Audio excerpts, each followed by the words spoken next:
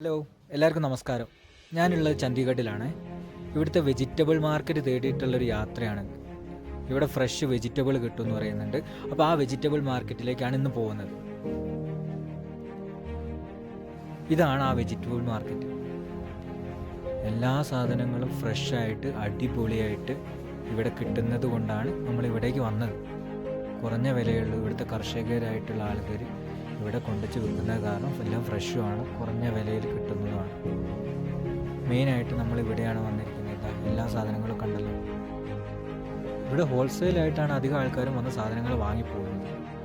പക്ഷെ നമുക്ക് വേണ്ടതെന്ന് പറഞ്ഞാൽ കുറച്ച് സാധനങ്ങളായതുകൊണ്ട് നമ്മൾ പിന്നെ ഇവിടെ വന്നു എന്നേ ഉള്ളൂ. ജസ്റ്റ് ഒന്ന് കാണാമല്ലോ, ചണ്ഡീഗഡിൽ വന്ന സ്ഥിതിക്ക് ഇവിടെ ഒന്ന് കണ്ടു പോകാമല്ലോ എന്ന രീതിയിൽ വന്നതാണ്.